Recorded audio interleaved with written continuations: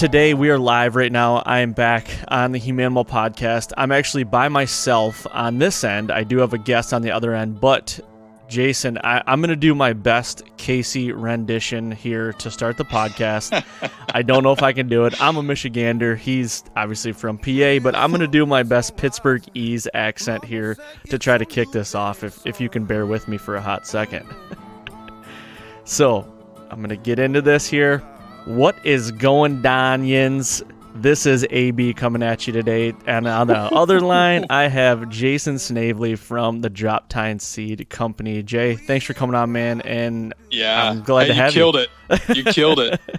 Nice work. I was practicing in the mirror all day yesterday. Yeah. It's funny. When we recorded this podcast before with you guys, I did the same thing. I'm only, 3 hours from Pittsburgh, and it's like a whole new language to me, so... You did well. I'll tell you, Casey and Chris and I and Cody, we all went down to Pittsburgh. Oh, man, this would have been a couple years ago, and that was my first time ever being, downtown Pittsburgh. We went to the bars one night, and they were all saying, hey, man, just wait till you hear the accent. And I'm like, get the hell out of here, And I'm like, this is a whole new world. It is crazy down there. Yeah, so much fun. I travel a lot. I spend a lot of time in the Southeast, a lot of time in Texas, and so I'm told my accent's a hybrid that I can pretty much blend in anywhere. Not because I want to, but because it's just part of my natural. That's good, anyway, man. Go ahead. We've got a lot to talk about. I'm excited. Fire them at me. Let's do this. Yeah, we do.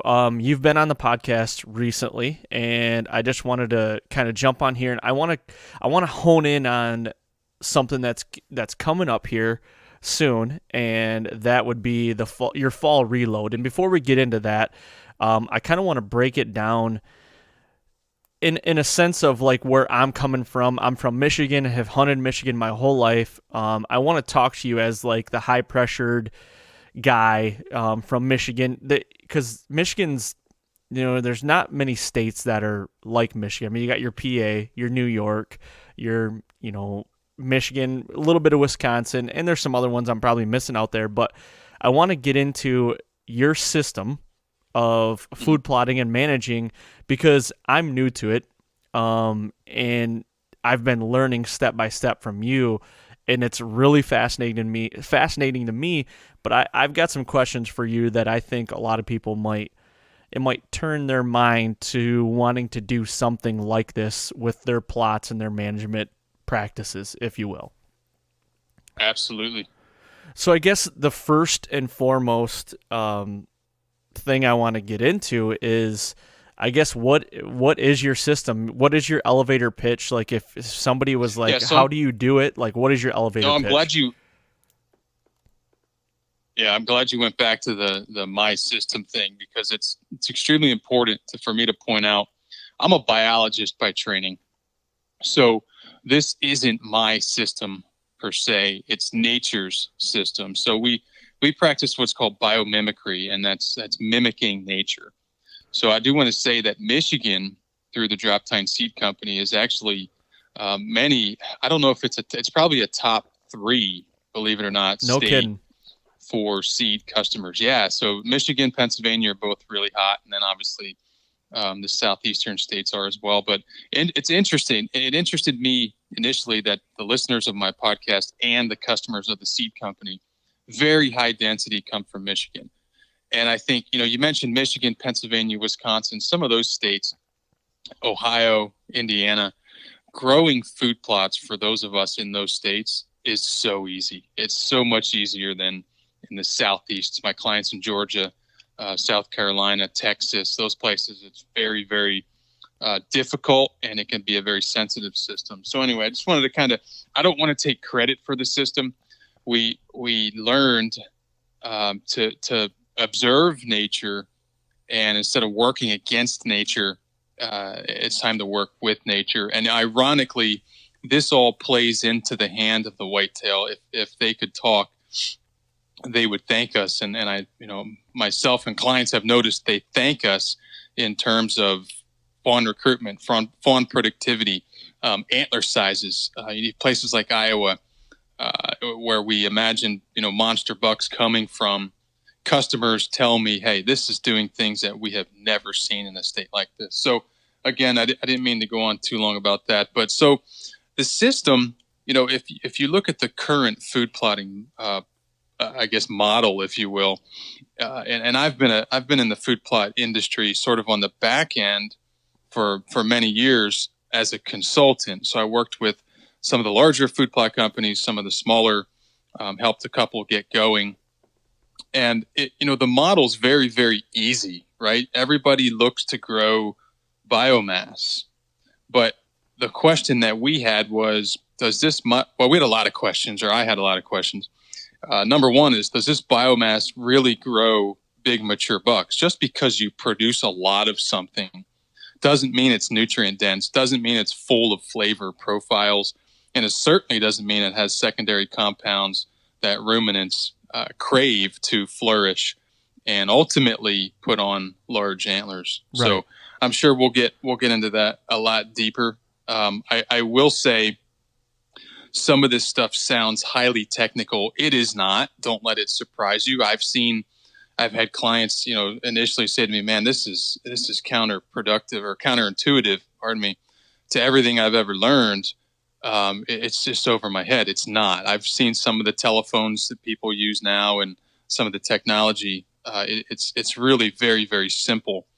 In fact, if you're a monoculture food plotter, getting to know the chemicals, et cetera, of conventional food plotting is far more complex than just mimicking nature.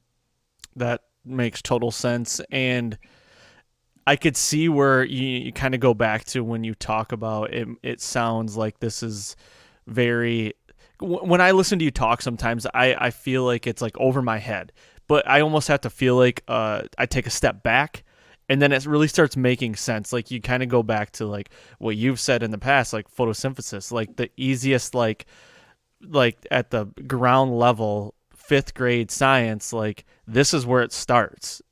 Am I not right there? Yeah, absolutely. I have kids, they're 14 and 11 now. And it has helped me kind of come full circle. And obviously, dad's not the math guy in the house, but dad's the science guy. So when it's science time, it's dad's turn. So let me just give you a real quick 5th grade science, are you smarter than a 5th grader kind of thing. My daughter had to do a science project.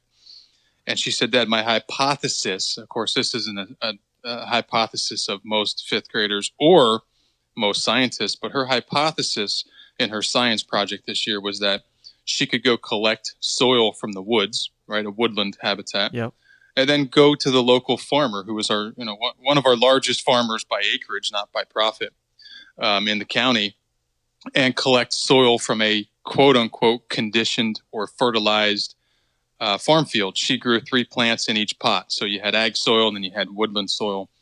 Believe it or not, the woodland soil germinated quicker, grew quicker. The plants looked better. There's less weeds in the woodland soil. It was actually mind-blowing to me. I suspected she was probably going to be right, but it was mind-blowing when she grew things like radish, lettuce in the woodland soil. In fact, we ate the lettuce from the woodland soil, and she declined from the ag soil. So there were a lot of interesting observations from that particular project. But you break it back to 5th grade science, and as you mentioned, photosynthesis, this really isn't that difficult, folks. Let's think about this for a minute. Before we started adding synthetic fertilizers in a bag, before we started dumping lime in our fields, nature had it figured out. Nature did that. Nature took care of that. So there's nothing that you can get out of a bag from a synthetic fertilizer. Pick your favorite one, triple 13, triple 10, 10, 20, 20, whatever you get custom blended. You can get the same thing out of a plant microbe relationship, period. Now, again, I know that sounds crazy, but nature had this figured out. It's time that we step back and get away from relying. We have become so dependent on synthetic. I'm not against synthetics or herbicides or things like that, but I'm most certainly against the over-application, overuse of them.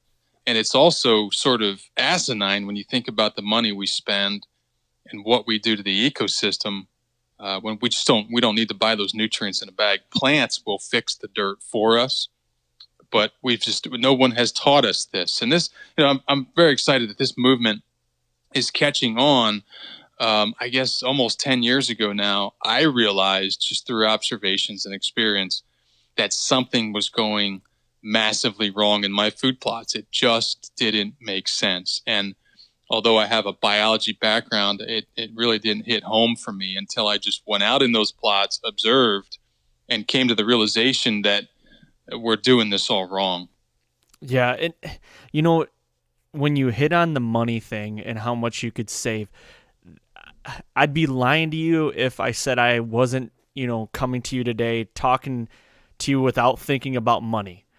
And the reason Sure. being is because I've always been the guy. I'm a budget guy. I squeak when I walk. I'm a tight guy. Like I just, I'm the guy that's like, here.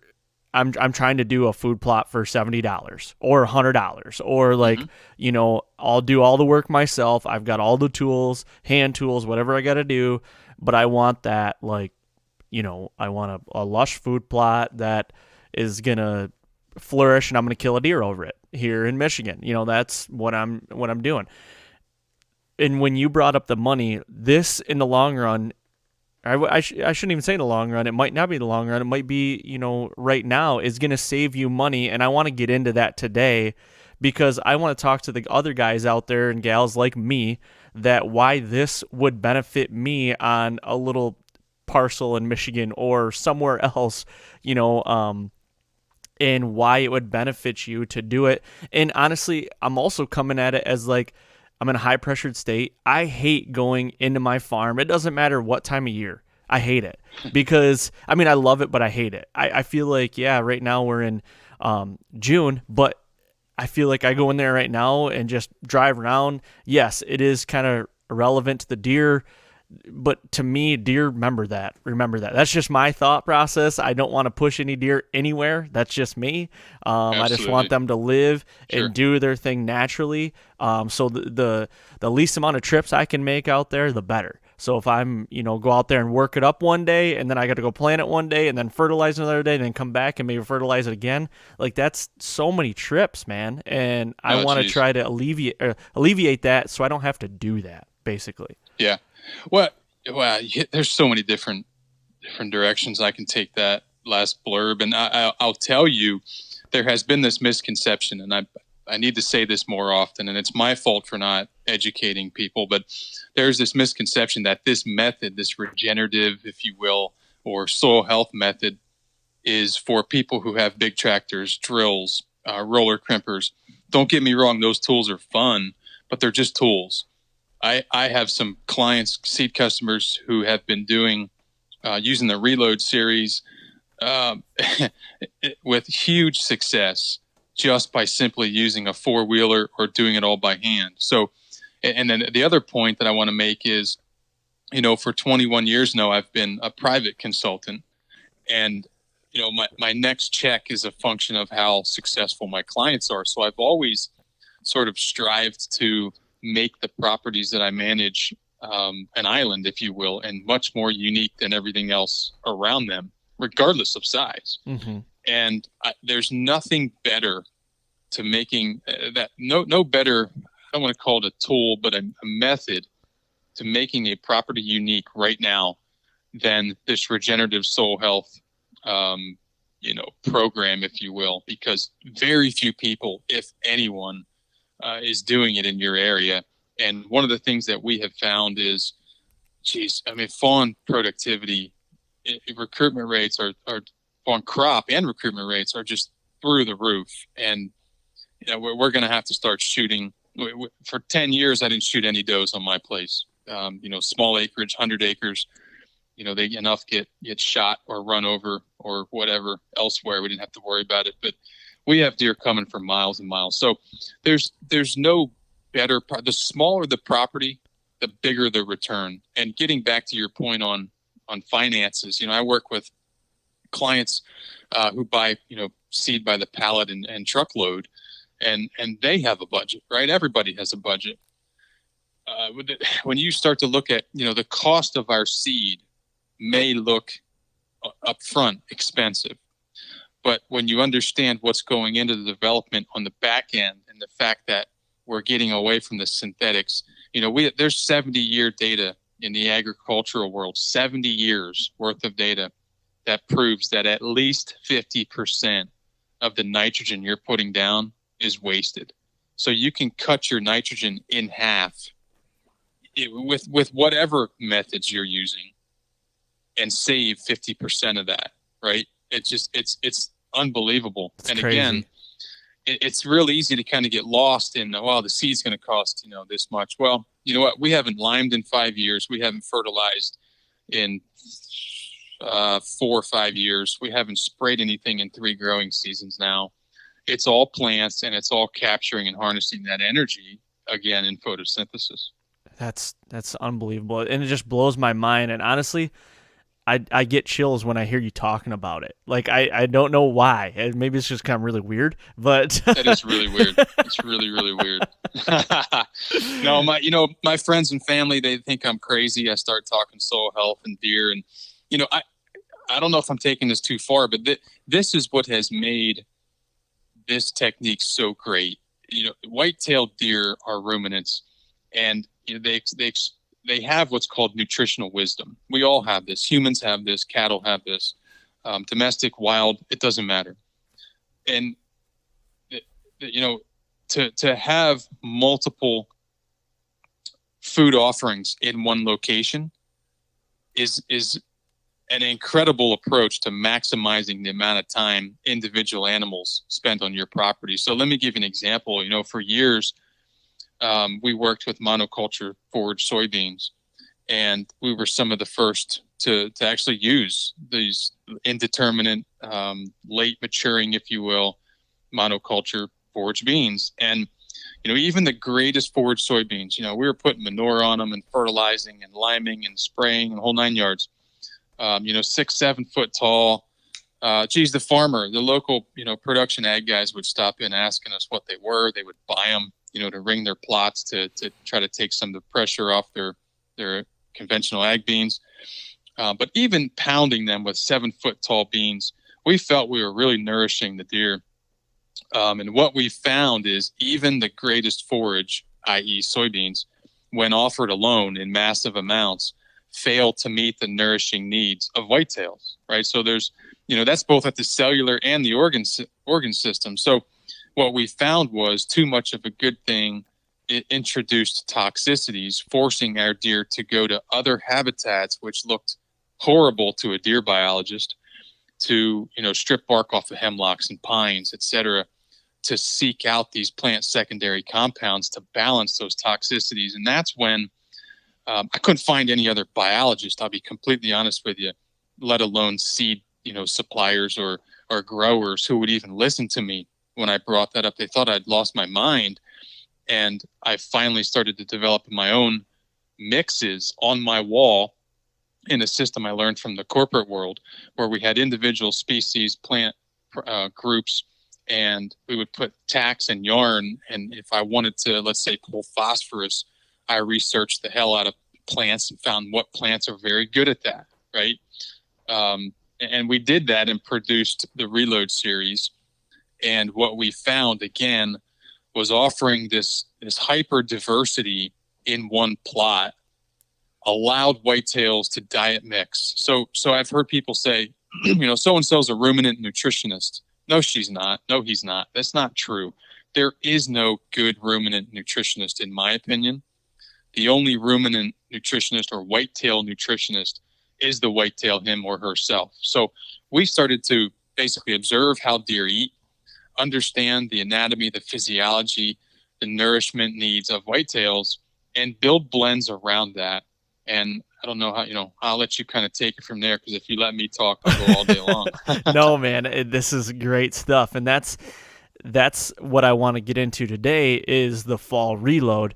Now, I know we're skipping over a lot. I mean, you got your spring reload, your summer reload, but where we're at today, that is what intrigues me, is the fall reload. And I don't know if it'd be it'd probably be advantageous to start with like just a Cliff Notes version. Like, what is your reload system first before we do get into that fall reload? Sure. Interestingly, the reload system kind of started with the fall.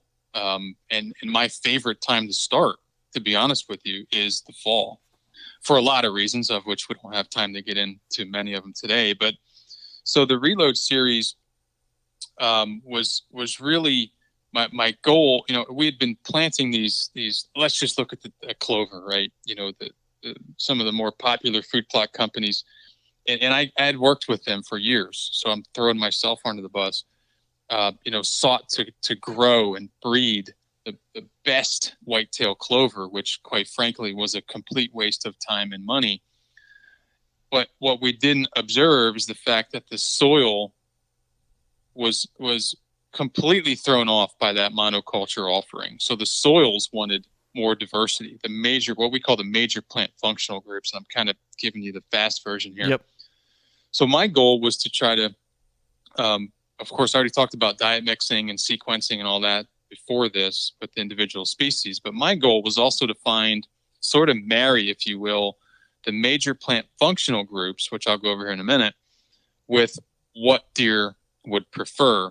And I initially went to some cover crop guys in the agriculture, cattle grazing world. And they, of course, thought I was crazy. And none of them really understood the whitetail aspect of it. And that was okay. I brought that to the table. So we worked together over a period of 3 or 4 years. And of course, I have a rare opportunity to sort of scatter this across the country and let clients grow it and then, give me, feedback so we can continue to tweak these blends. But fall reload, we'll start with fall reload. We hit the major plant functional groups, which, brassicas. Everybody knows what the brassicas are, so I'll start with those.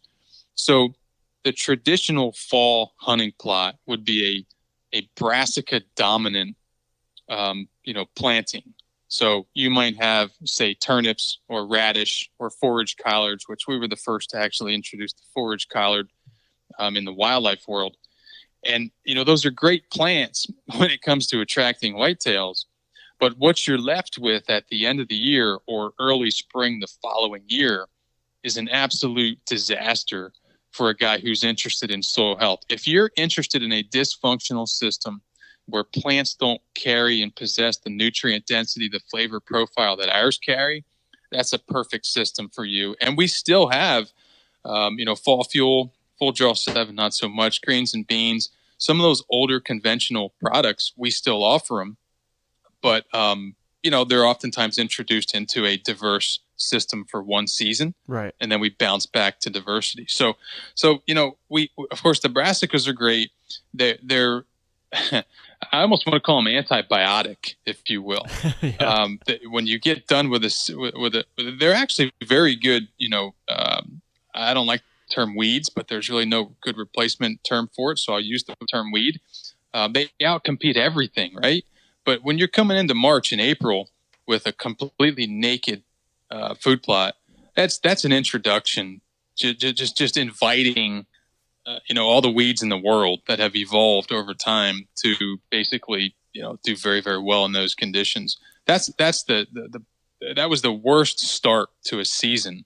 So for me, the season starts in the fall. If you're thinking ahead, planning with N's, not T's, planning ahead and planting ahead, that's when you start to get ahead each year is when you start in the fall. So again, the brassicas are great, right? They store nitrogen, lower carbon nitrogen ratio. So they're almost an instant, nutrient or fertilizer, if you organic fertilizer, if they don't go through your deer.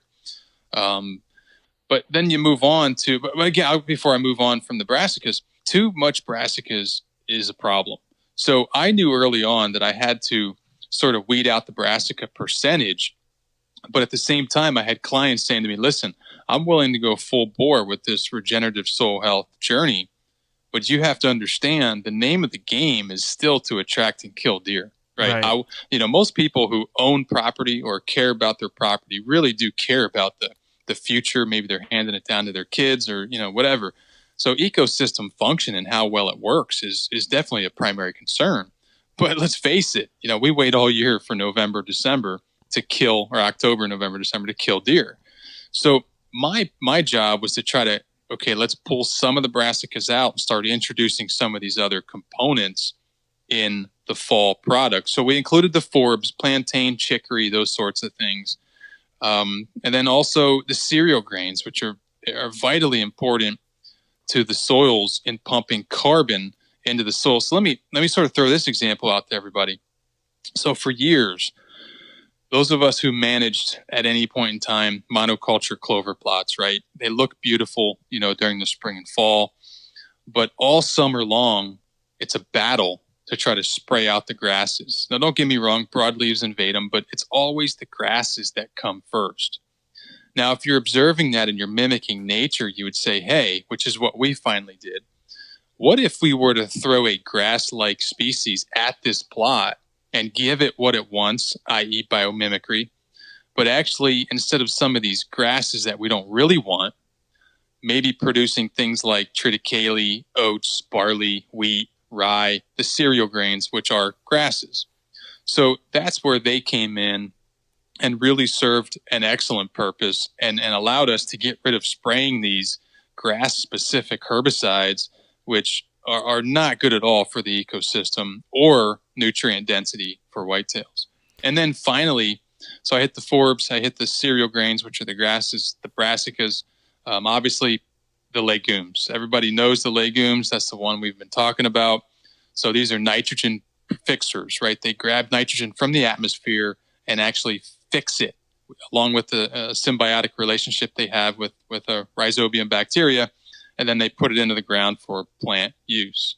So again, the key was really using these main plant functional groups, and there's more to it than that, obviously, which we can get into, but that was sort of our main objective, and it was very, very important to us. In fact, I was just talking to one of a good friend of mine before I got on this. I like to collaborate with people who I respect on changing things, and we changed up fall reload this year. Extremely important to do that. So we can get into planned purposeful disruptions. That's something I want food plotters to understand. But I'll kind of throw it back to you since I've been talking for a while. No, you're good, man. That's all good stuff, because basically you broke down what it is to basically replace, the fertilizers and everything, and let the biology and the soil and everything live and thrive without putting that, that chemical down or the steel in the ground.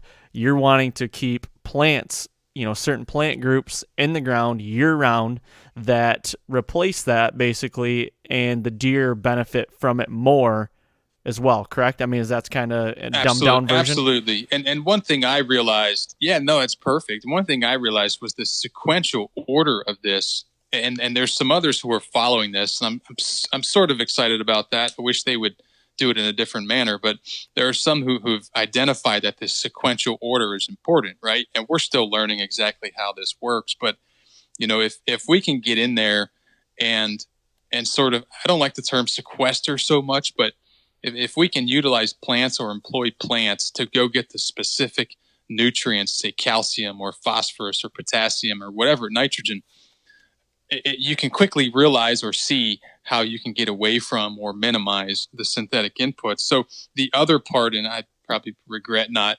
including this, but the other important part of the Reload series was species complementariness. And what I mean by that was, through our trials, both on my farm and those of clients, one thing I quickly realized is you can't just throw a whole bunch of shit at the wall and hope that, something sticks. So we thought, or we hoped, I should say, that this would be very simple. And if anybody's out, in the cover crop industry, ahead of conventional ag or row crop systems, they understand this carbon-nitrogen ratio, carbon-nitrogen cycle. It's a constant tweaking of the system. So we knew, or I identified quickly and early on, that, all right, we're going to have to make this simple, because the average food plotter is not going to want to soil test and, try to track his carbon nitrogen ratio for his specific or her specific goals and objectives. So, the species complementariness was extremely important to us. And one thing we realized is, together we have to find I always liken this to a football team or a hockey team. You don't go out there with two centers or two quarterbacks, right? Sometimes you throw two tight ends depending on your offensive, personnel or your strategy. But typically everybody has a role.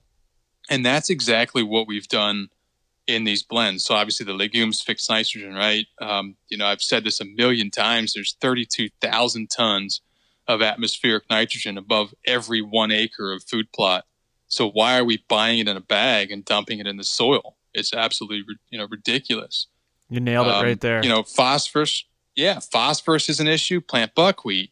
Now, this goes on and on for 200 plus different species, but a lot of people took this to heart and said, okay, I want a lot of phosphorus. I'm going to plant a monoculture of buckwheat. You don't need that much phosphorus in a food plot to grow a good plot. So we found what we felt was the right percentage or poundage of phosphorus to put in the blend to sort of set the table up for future crops. But at the same time, we wanted to, I felt there was some synergy or, I don't know, there's this term called quorum sensing when it comes to the microbes in the soil. I feel like the plants kind of have the same relationship. If you go into a woodlot, you'll see that there's a certain number of different species, and obviously that changes depending on the quality of the site. But I just felt very comfortable with our studies based on 15, 16 different species that hit all the major plant functional groups. I'm not married to this particular number, but when I'm making a blend on the spreadsheets, that's kind of where I start, and then I move off of that from there. Man, I'll tell you what. I'm going to take about 15 minutes here. We're just going to do a moment of silence so everybody listening to this can just keep writing what they need to write down. Information overload, but hey, they can go back and listen to it. So, absolutely. A lot of, and this comes from, I just want to point out, this comes from doing this for 20 years the wrong way, right? So you're a failure. I got exactly, and it never seemed right. Me personally, I'm into personal health and gut, my gut bacteria health. It never worked for me to spray massive amounts of chemicals. I've said it before. If you use a chemical, that doesn't give you the right to sue anybody. I think all of us, since we were 2 years old, knew what the yuck sticker meant. You might be too young for the yuck sticker, but you get under the sink, and you're trying to drink bleach. We all, mom taught us pretty quick that, the stovetop's hot and the bleach isn't good for your gut. Right. But at the same time, I personally noticed that basically the antibiotics like glyphosate and the whole list of chemicals weren't doing good things for my body, me personally. And when you think about the soil ecosystem as a living, breathing, fully functioning ecosystem like it is, makes total sense. Mm-hmm. Well, to go back to your weed comment and the weeds and everything, you kind of like to see weeds, don't you? I mean, you kind of you accept them, right? I take a lot of heat for this, especially in the food plotting world. Weeds. Yeah, to me, weeds. There's no doubt that they are the first responders to the scene, right? So, a client from Central Illinois yesterday or the day before sent me a picture of a weed, and he was just dying to know what it is. And I knew what it was. In fact, it was grown in my daughter's agricultural soil, but it wasn't grown in the woodland soil, which tells me it's obviously, growing there because of what we do. And I looked around the weed, and in the entire frame of the picture, all I saw was bare naked soil that was cracked. And I said, let's talk about that before we talk about the weed, right? So your management, your field is a direct reflection of you. So understand, if you have weeds, it's your failure. It's not bad soil. So many people want to blame it on, but I'm in the Piedmont region of South Carolina. Okay. Yeah. So are thousands of others. Mm-hmm. It's the management. You're looking in the mirror and you're seeing the failures that you've made. I do this every day. And once you can accept that idea, that's when you learn how how to change the way that you look at weeds. So weeds, to be completely honest with you, I'm into the medicinal aspect of herbs, and most herbalists call it herbs. I don't know. I call it herbs, whatever.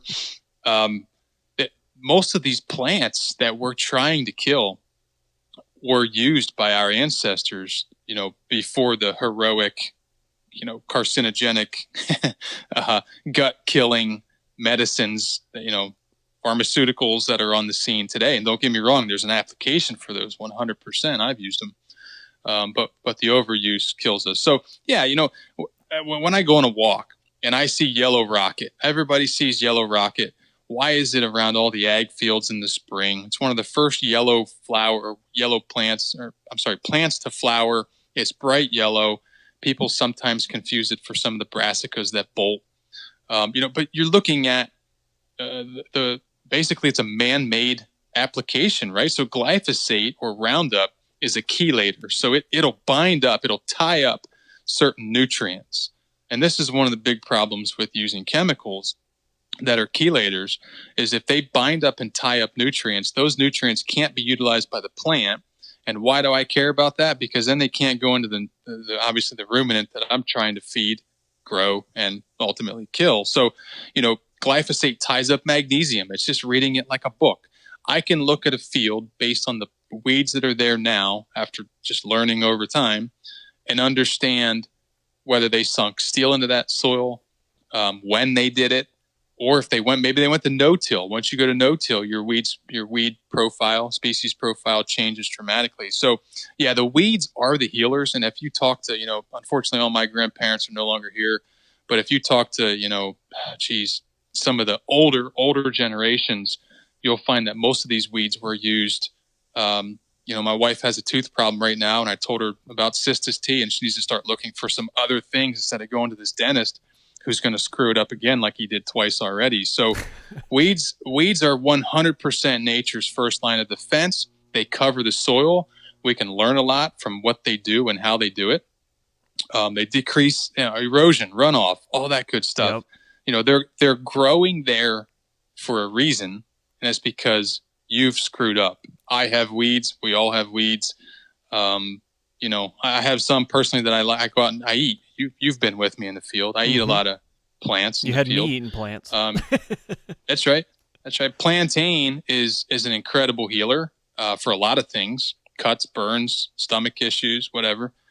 And I'm constantly chewing on plantain. So yeah, again, I'm not saying that we should grow weeds and as food plots. There's absolutely some support to that. There's a lot of these native weed species, depending on the quality of the soil. I've heard biologists, PhDs, academics, say things like ragweed and all these other weeds are, highly preferred by whitetails. That could be true.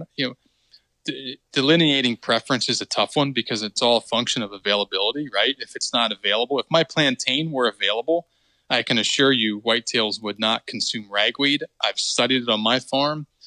But one thing we notice, which is interesting, when we plant the reload series, whether it's spring, summer, fall, or any of our soil building diverse offerings, the weeds that do come up, which by the way come up just spotty here and there, like my ragweed, if it was in massive abundance, so if it had taken over, the deer probably wouldn't touch it.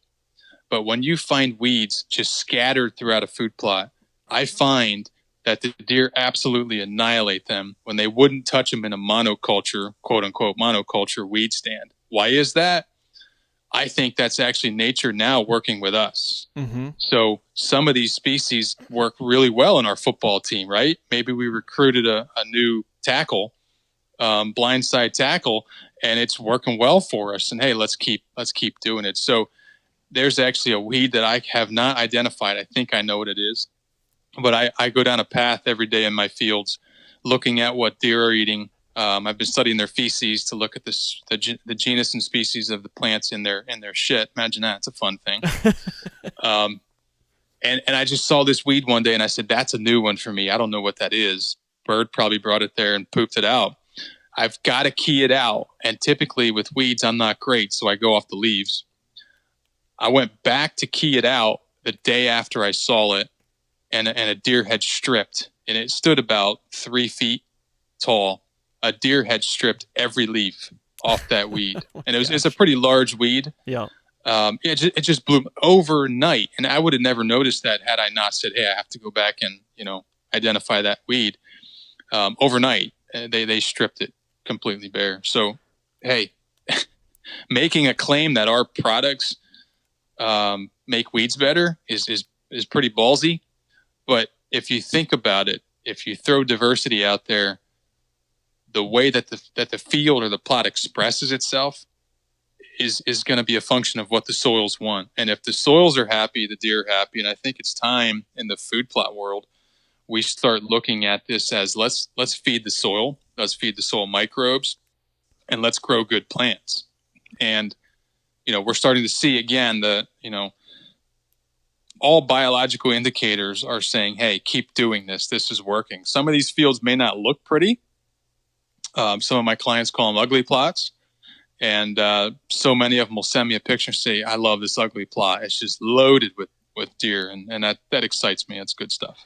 So I think I got the answer to naming weeds. I think we should call those weeds free agents. Because they're people, or not people, they're weeds that you bring onto your team that deer like, so that is a good thing for us and a good thing for the deer. So we're just picking up free agents. I think that's a good word for it. I love it. Yeah, I like that. I try not to get too much in the weeds because people think I'm they'll call me a tree hugger and such. But it's funny. You're right. They will absolutely. I'm thinking right now. I still have a section in one of my fields that's absolutely covered with ragweed, and I'll be taking care of that here soon. But over time, I've managed to sort of deplete these, and I say covered. It's probably the size of a pickup truck area that has grown quite densely in ragweed. And again, my fault. Nothing wrong with the plant, but I'll get in there and I'll drill something. I know exactly what that soil is telling me it needs based on what that plant is. And I'll get in there and give it what it wants and fix that. And again, I don't want to annihilate ragweed. It has a purpose. Goldenrod, same thing. Milkweed, same deal. So it's all fun stuff. And again, I think the key is, from the nerdy biologist side of things, it's just observing these things, right? We always want to go to the quick cheat, the bug in a jug, the whatever's in a sack or a bag, depending on where you're from again. I don't think that's the answer. I think it's time that we change the way we look at things. And most notably, if you're managing small acreage, by small, several hundred acres and smaller is relatively small for white-tailed deer. Yeah. And so now I've got a scenario for you. I want to break down this getting into the fall reload right here. So let's take this scenario. Let's say you've got, doesn't matter the size of the plot. I mean, let's just say it's a kill plot, whatever that might be. 1 to, even smaller than 1 acre, 1 to 10 acres, let's say.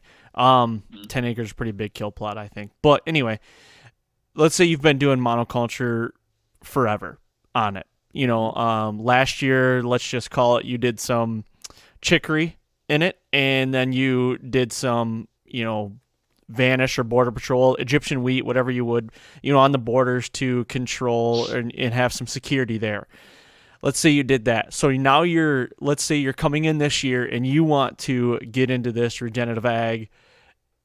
What are the things that you're going to be doing? And now let's make it even harder. You're only doing it with like hand tools, or, you don't have a roller crimper or a big tractor or something like that. How are you getting ready to be able to do this successfully coming in with this fall reload? Yeah, just so I understand. So goals and objectives are important, right? Contextually. So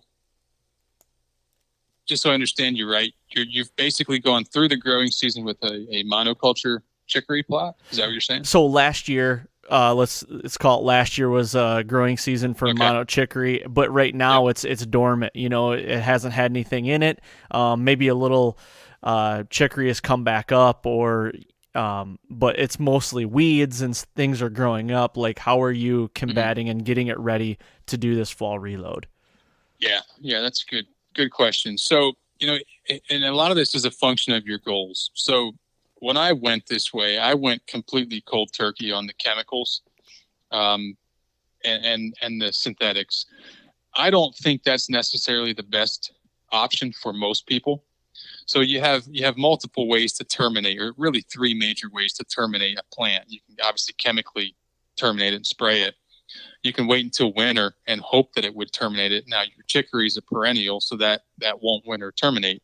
You'll, as you noted, some of it may not come back as it should. Monoculture chicory should be pretty resilient. You could also crimp terminate, but chicory again is not one of those annual or biennials that's going to crimp terminate successfully. So what I tell people is, if you have a very dense stand of chicory and you want to get into biomimicry or soil health and try to go down this regenerative path, I would say there's nothing wrong with using a one-time application, a responsible application of glyphosate, and just completely burn the plot down. Now, I have clients who refuse. They say, absolutely, I've seen the impacts. I've seen what you're doing. I don't want to do that. Obviously, you only have so many options, right? You could get in there and till it. We've had some folks use bison cattle to graze it super tight and try to get in there then and drill it. But it, again, depends on the species. Chicory would be kind of tough to do that with. So if you want to get a good start and you have a thick stand right now, whether it's, your free agents or, a monoculture, whatever, or a mixture of the two, I would say to get a good start, there's nothing wrong with a one-off responsible application of glyphosate. I think where a lot of people got crazy with the gly, including me, is they got into multiple applications. If you read the label, Monsanto and now Bayer really don't want you spraying it 2, 3, 4, 6, 12 times. Like some guys are doing. So there's nothing wrong with that. Now, I really like to use winter termination to my advantage. So I'll get in there and I'll drill in a fall plot many times, not really caring what it looks like this fall. But if you have one plot and this is your big kill plot, then I would say, and again, it really depends on context, your goals, and the size. If it's a 1 acre plot, I would absolutely spray it, get a really good stand of fall reload started. Now you've just kicked off the process. And fall reload, one of the major facets of fall reload is that it's going to come back with great vigor than the following late winter, early spring, and outcompete, if you will, your free agents or weeds. Mm-hmm. And that's your start. Now you're rolling, and then you start, whether you're drilling or, I've seen guys, when you get a great stand like that the following spring, I've seen guys go out there right ahead, of a really good rain event, broadcast in spring or summer, whatever they want, and then roll it down with, you could roll it down with a yard roller or, a cultipacker or whatever you have at your disposal, or hell, it could be the pickup truck if you want. Yep. And you end up with a really good stand. So yeah, as much as I hate to say it, sometimes a chemical application is, the better option. The other option, which we've used, and I've been sort of studying the effects of prescribed fire here on my place. Yankees tend to not like prescribed fire, which is a shame. It's getting better. It's getting easier, but you can burn it off in the fall as well. And then come in there with a fall plot, but sort of, fuel load and timing all kind of play in there.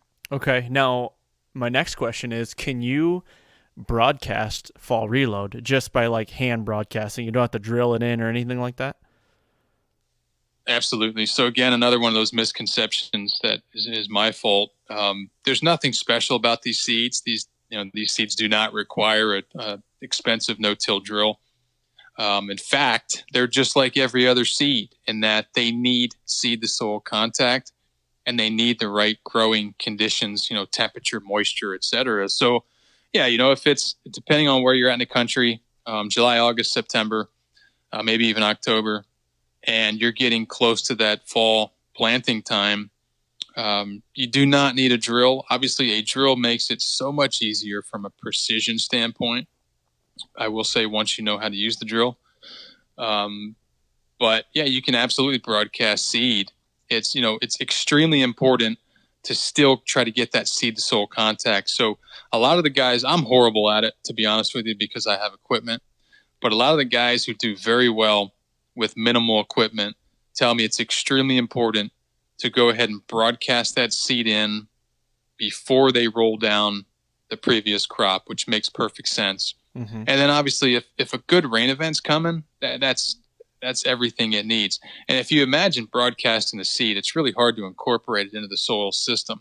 Yep. But if you have a rolled down soil mat, a vegetative plant residue mat over top of those seeds, it's the ideal growing situation for a seed, right? Yep. It's retaining all that moisture. It's sort of blocking other weeds, species from growing. But again, that doesn't mean that you can't go out there and disc or rip a field up. Moldboard plow, horrible idea. A disc to get things started. If you absolutely have to do that, there's nothing wrong with that. So we've done some studies where we took a disc out and basically disked up a little plot, just a few inches deep, not that deep. And we've tested the microbial activity, CO2 respiration, so the biology basically, in that before disking, and it was decent. Immediately after disking or while disking, it goes through the roof because it's like stoking a fire, right? It's burning up carbon, and you want to talk about carbon credits. That's a negative. Basically releasing everything into the atmosphere, but then it dies off because you've just essentially killed a lot of that, microbial habitat and et cetera. But when we go in there after that disturbance and reintroduce the reload series, and it's more of a biological primer. So it'll come in there and it'll promote the life in the soil quickly. And this isn't just the reload series. This is a well thought out mix of all the major plant functional groups, et cetera. But yeah, I tell guys, if you need to disc it, it's not a big deal. All right. We talk about no-till a lot, but if you have to disc it, get the reload in as quick as you can. Try to cover that soil. And once you're into this rhythm and this cycle, now you can use winter termination, crimp termination, et cetera, to your advantage. Man, you're taking the questions right out of my mouth, because my next one was going to be, I was going to put you on the spot and say, can I go in and disc it or till it? Yeah. And, I kind of, it's probably my fault because there are times where I really enjoy hammering on the direction we've taken with conventional agriculture. And, tillage absolutely it creates more weeds. It destroys soil aggregates. It creates runoff. It creates so many things negatively in that soil ecosystem. But at the same time, I understand the cost of these seeds is relatively high, right? Now we can recoup those costs later on once we're, again, farming in nature's image or mimicking nature. But I want to see a guy or girl get a great start. So if disking and chemicals, initially up front are required, then there's absolutely nothing wrong with that. Yeah, and that was kind of my thought process when you were talking, was like, man, I feel like the start would be really crucial to get that seed to soil. Maybe go in there and disc it or, till it real quick, but don't get too deep. Get that seed to soil, cover it up, and because from what I'm gathering, the start of the whole process to you is the most important, correct? Absolutely. And then from there, you're kind of tweaking it, right? So, I still go out in my fields now and look for, maybe bare spots. And my bare spots might be the size of, I don't know, not even a tire, right? But, maybe there was, for some reason, there was a bare spot there, and ragweed took over, fulfilled its need and then died off. I will go to that micro scale at this point and introduce diversity. And once you get diversity in there, now you're clicking. So, obviously if you disc up a new plot and you get going, just the sheer disking, the disturbance is going to bring on a certain number of your free agents or your weeds. Notice how I'm stealing that? You are. It rolls off the tongue, doesn't it? That's a good idea. People are going to look at me like, what the hell is he talking about? Free agents? I like it. But yeah, you're gonna almost not always, but for the first 3 to 5 years, you're gonna see soil, and that's my first goal on my place was to cover up the soil and never see it again, and I've accomplished that. And I think once you do that, you'll notice just a massive explosion in life. Not just soil life, but wildlife on the property. I like that, man. That's so cool. And I've seen some pictures of your plots, and they are to me, don't take this the wrong way. They are a gnarly mess, but there are tons of deer in it. You know what I mean? There's deer. I've Yeah. seen pictures of your plots. There's 100 deer in them. And And, that's and, what's cool to me. and I stand out there and work under my barn lean-to. I say work. I act like I'm working on the phone and talk to people. And I'll until I started doing this, I put a table out there now for me to sit at. But I've noticed that deer utilize these plots all day. I mean, it can be 90 degrees, and there's a bachelor group of bucks that come out for a specific purpose, and then they're back in the shade, obviously to do their ruminant thing, regurgitate and the whole 9 yards. It's crazy. I've watched foraging hens come out and chase bugs when all the farms around me are soybeans, monoculture, string beans, corn, whatever, and they're all completely naked right now. Well, they're up a few inches, right, and they're full of pests and it's just a dysfunctional system. Yep. When I look at my system, it doesn't look pretty to the monoculturalist, but when you observe it from the stands or the blinds, you see just a massive diversity of wildlife and a constant use, which really is always our goal, is to maximize the amount of time that both game and non-game species spend in the fields. And I will say, I've had guys say, "Hey, send me a picture of what fall reload's going to look like." When you farm this way or you food plot this way, it's important to understand your soils. We just kind of did a podcast on this on my podcast on soils. They what they want and what they express in plant material is absolutely diverse. You can stand in one field and look in different areas and swear you're looking at a different plot when you put in the same species, summer reload or spring reload all across the field. There are these micro differences in the field. And, I can send you a picture of what a fall reload plot might look like. One was so nice that it made the cover of a magazine and it looked great. Little do people know what was going on beneath the soil was even greater than what the plot expressed in plants. But so that's important to point out is that it's kind of neat, and I've got some clients now that have learned to be very good observers and note. Some of them journal, and they note how the species that the fields actually, I call it throw or express, change over time. And this year's fall reload plot probably won't look like next year's fall reload plot. And if it only throws 3 or 4 species, we don't look at that as a waste. We look at that as, we have to really see what the soil wants at this point, and no one can predict that, period. Right. Have you had years where it might only throw 3 species, but the next year it might throw another species that didn't the year before? Have you noticed that? Absolutely. 100%. Yep. Yeah. So what you'll notice a lot of times is in a very dysfunctional system, it's starving for carbon. And carbon is nothing more than a byproduct of photosynthesis. Why would it be starving for carbon? Because you don't have plants in the ground, right? I mean, right. So many of us, we're disking, we're tilling, we're plowing. There's months where there's no living plants in the ground.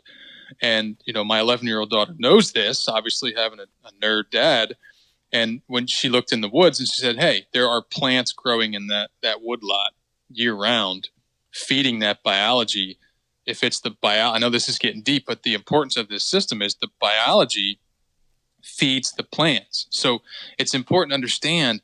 And, we've got in agriculture, it's become sort of like spoon feeding the system, right? It's like a golf course. If you cut off the irrigation to a golf course, which is pumping, nutrients, nitrogen, whatever, pesticides, herbicides, if you cut that sprinkler off for a day or two, it's dead. It's complete. It's a disaster. And it's the same thing in conventional agriculture. And we've lost track of this idea that, hey, wait a minute, the plants work with the soil biology. Just because we can't see the microbes down there, right? The bacteria, the fungi, the protozoans, those are the little critters going and getting these nutrients and bringing them, if you will, exchanging them to the plant for liquid carbon exudates out of the roots. So it's a it sounds complicated, but it's a very simple process that we've gotten away from. And they understood this in 1900 or pre-1900. But, in the advent of synthetic herbicides, synthetic fertilizers, we've lost track of that. I just had a light bulb moment when you were talking about the carbon and plants in the ground, and it makes sense now that you had to basically paint the picture for me. But I'm trying to relate it to a scenario I have. I have a little kill plot in some timber, and about 5 or 6 years ago, I went in there and I did some hinge cutting. I cut some trees down and opened up the canopy because there was not one plant on the forest floor in there. It was so closed off. It wasn't getting any sunlight, nothing. Now you go in there, it's a jungle. So what had also happened is in the middle of it, I went in and did a frost seed of clover. This was, I think I'm going on year 4 or 5 right now. For sure year 4, but it might be year 5. I'd have to go back and look at my notes. This clover plot, I have done nothing to it since March of the year that I frost seeded it. It has no weeds in it.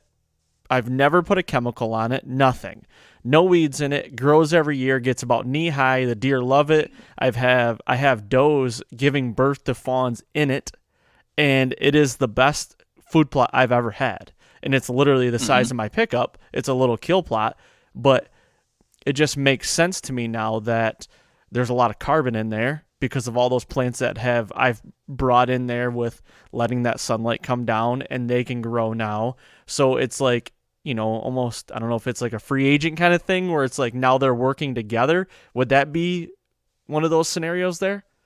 Yeah, absolutely. Absolutely. And it's probably not just the carbon, but it's probably other nutrients. And then also when you promote the biology, the biology actually drives the soil water supply as well. So again, my daughter, knowing that in the woodlots, she's my science nerd. In the woodlots, there's all of this, mycorrhizal fungi, which is it's like a highway, if you will, underneath your boots, supplying nutrients, supplying water.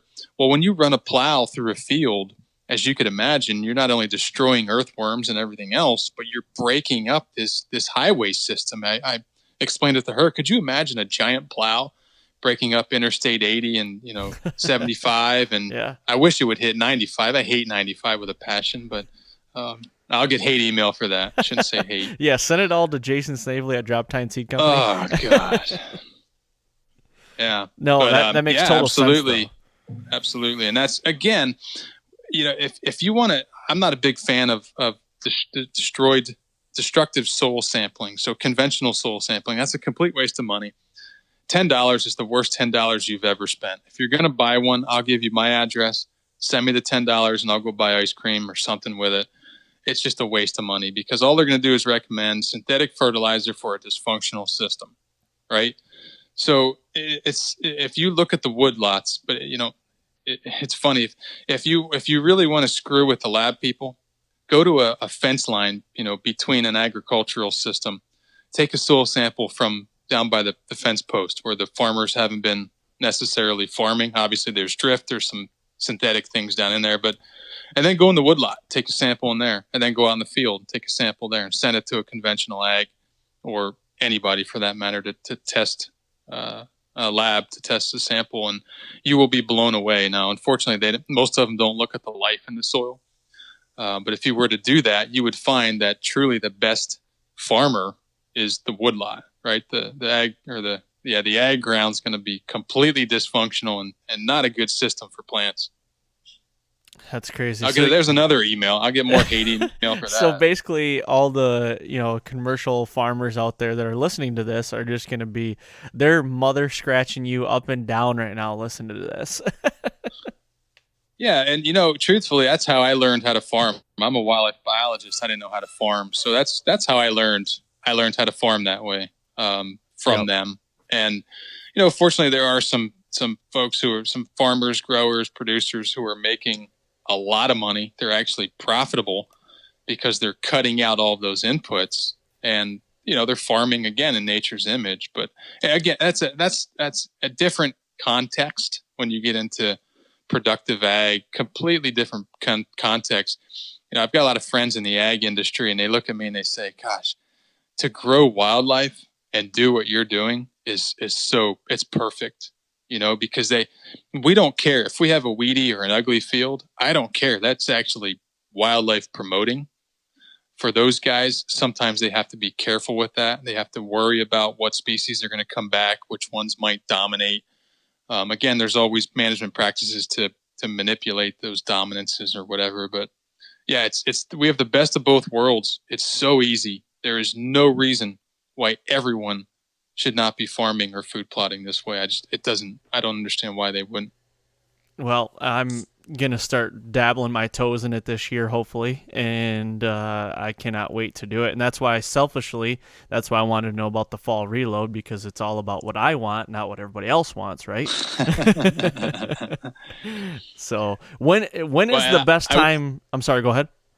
No, I was going to say, I will throw this out there for those who are sort of testing the waters. Always have a utilization cage or an exclusion cage in the plot. I have learned so much by and it's always been a duh. You try to keep them in your plots, but after you food plot for 20 years, you're tired of putting them out there and taking them back to the barn or running them over with the tractor or whatever. So you forget about it. I get it hung up in my drill all the time because I think I'm a surgeon with my drill and I back over it or whatever. But if you stick that out there, now you can sort of do a little study on and make observations on preference, right? That was one of the first times I realized that bucks were coming to my property in the springtime for plantains specifically. Chicory is another good one, but they were not hitting chicory nearly as hard as plantains. So, it's another instance where that comes in handy. A client near the Big Thicket region, East Texas, sent me a picture. He said, "Man, this spring reload is coming up fantastic." And East Texas isn't like my favorite part of Texas, South Texas, and the hill country where they don't get a whole lot of moisture. They get quite a bit of rain in East Texas. And his spring reload was coming up, looked great. Then they got 7 inches of rain. Well, that's a little much.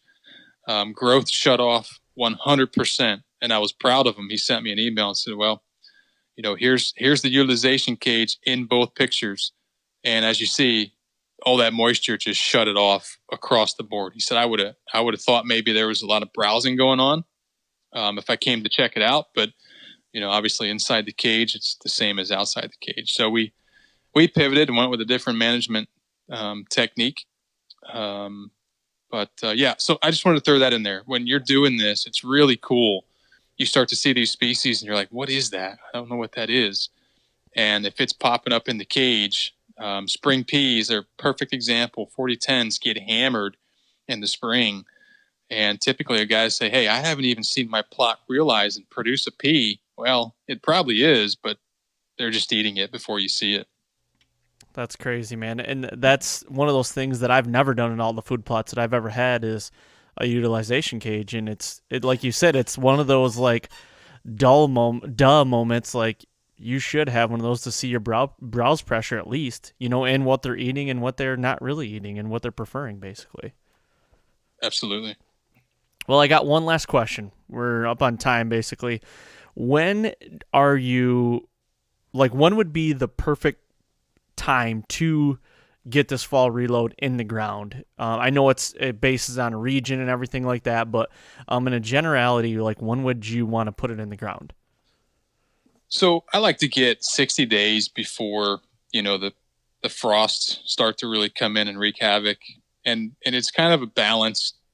There's a window there, right? Depending on where you're at. Again, that could be, July up north. That could be even into September, October, and some of the other southern regions. You want to be getting those sort of, late summer, early fall rains. And, in the past, I've relied, as the summer kind of, winds out the, July and August, September, you get those afternoon thunder showers when the temperatures are hot. Those are lifesavers. So obviously you don't want to, have guys who, the other side, the flip side of the coin is yield, right? We all want to produce these great, big, sexy looking plots so we can, then get the turnips and the radish and send them to our buddies and be proud of them. And that's fantastic. And it's great, obviously, forage as the season progresses and the winter progresses. But you want to try to meet that, sort of play with that window. You plant it too early, and you could run into those dry, late summer dry spells. And if you plant it too late, it's probably going to look fantastic, but you may not get the yield. Now, obviously, having as much that we work with and I plant, I try not to, and I know this may not work with a lot of more weekend warriors, but I just walk out my door and go to town. But I try not to plant all on the same day. So I'll go out, I might plant, I don't know, an acre, half acre, whatever, and then go to my daughter's softball game or whatever. Yep. And then I'll go back out and I'll plant another acre or half acre or whatever, a couple days later. And it sort of draws out your exposure. And there was one year I'll never forget, guy working for me said, "Hey, what do you want to do with this plot back here?" There's, it was like September, I don't know, 14. It's bare. There's nothing in it. And I said, "Well, just go ahead and, put this fall product in it." And he did. And the bucks absolutely wore it out. And it was I think it only got, 8-10 inches tall, by frost, if that. But it was planted at a different stage than everything else. And obviously some of that early succulent growth had attracted them to who knows what, who cares what. It worked. So again, I didn't get the yield out of that. I had the attraction. Probably didn't get too many, magazine cover quality turnips and radish, but it served the purpose. So, if you can get 30 days before your frost, I'd say it's still worth it. If you can get 60 days, that's probably ideal. 45 days is good as well.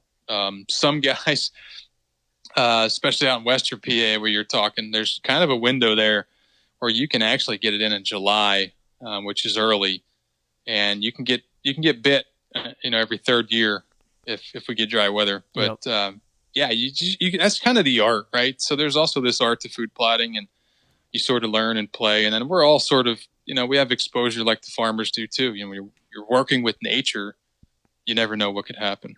For sure. You're at the mercy of Mother Nature and what she can deliver for us as far as rain and moisture too. Yeah. So, well, cool, man. Right. I want right. to go ahead. No, I was just going to say, from a resiliency standpoint, I know you're trying to cut it off here, but one of the things that I've noticed personally, and I knew this was going to happen or felt this was going to happen, but to actually live it is so much fun, especially with farmers, real farmers in the area. So your soils, after doing this for a couple years, will become so much more resilient.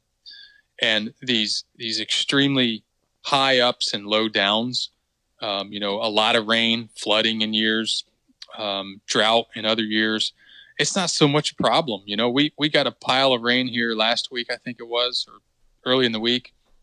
And, if a conventional farmer wanted to get out and plant, he'd have to wait days to get out there, where he has no soil aggregates and is, obviously everything ran off, and he'd be making ruts. Whereas I'm waiting till that evening and I'm back on the field with a tractor, but I have plant residue, I have soil aggregation, I have biology, I have healthier soils. So you find that guys who are doing this after a couple of years, they don't complain so much about the droughts, and they don't complain so much about these, 7 inches of rain in the spring reload pot. That's a lot of rain anywhere you go. It's a lot of rain. Now, if you're doing this for a couple of years, there's a saying in the cover crop soil health world, when it rains, they'll say, "Hey, how much rain did you get?" And they'll respond, "All of it." And when you start farming this way, you'll realize what that means is you capture it, you retain it, and you store it. It doesn't run off into the, the creeks and the ditches and the roads like the conventional farming does. That's a good point, man. It really is, because like you said, conventional farmers are getting in there. They got to wait for it to dry up. I know right now, we've got 4 inches of rain over 10 days ago, and some of my in-laws' family, they were trying to basically spray their field the other day, and we're leaving ruts, and it was crazy. I'm surprised it didn't get hung up and leaving the tractor out in the middle of the field, So it is a good point. So if you're good, I'm gonna wrap this up here. I know you keep cutting me off like you're just a meanie. Sure. No, you have to just cut me off. We're definitely gonna do more of this, man, because like you said, you love podcasting. I love podcasting, and I just like to have a excuse to talk. Management, deer, it doesn't matter. I just like to do that. So, but yes, there's just so many. There's so many individual avenues you can take down all this. Like the whole soil pH thing is so much fun to cover. Again, these are an entirely different podcast, but yeah, this is good stuff. It's fun stuff, and I will say it's not just sexy and nerdy. The reaction and the responses that you get from white-tailed deer specifically are just, it's mind-blowing. And I have clients who are not sciencey like me, other than they're becoming addicted to this process, who will make observations that are also mind-blowing to me. And I'm just like, wow, you're really looking when you're starting to identify things like this. And it's really cool. Yep. Especially in regions like the Midwest, where it's known to produce. And South Texas, I love South Texas because it's such a sensitive system. But regenerative ag, this kind of farming works in those touchy ecosystems just as well as it does. And I always say this to people: Pennsylvania has got to be Ohio, Michigan, New York, some of the easiest states to grow beautiful looking plots in. It's just that latitude is just perfect. I can attest to that because I've had some beautiful looking plots over the years, and I've had some not so beautiful as well. So, but well, Jason, thank you very much, man, for coming on and doing this. Take a little bit of time right here. Tell everybody where to find the Drop Time podcast, the website where they can purchase all your stuff, or even just learn more about it. Yeah, so droptimeseed.com obviously is the website, the e-commerce site for the seed. All the reload products are there, and we add and remove products as we see fit. And since this is such a I guess non-mainstream topic, I started the podcast really just to educate people on this technique, and then obviously anything else related to deer and wildlife management. And plus I love the bullshit and talk about this. And after 20 years of doing it in the field, which obviously came after my formal education, I've realized that there's so much to talk about and so much to do, that this avenue, the podcasting avenue, is the best way to sort of give back and leave an impact before it's my turn to become carbon again. Yeah, there you go.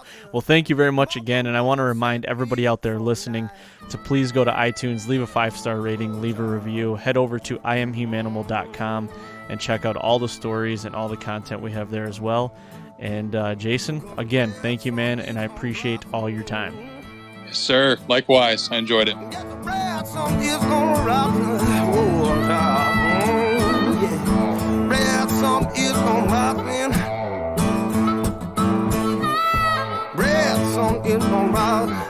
Mama say it's some new day song.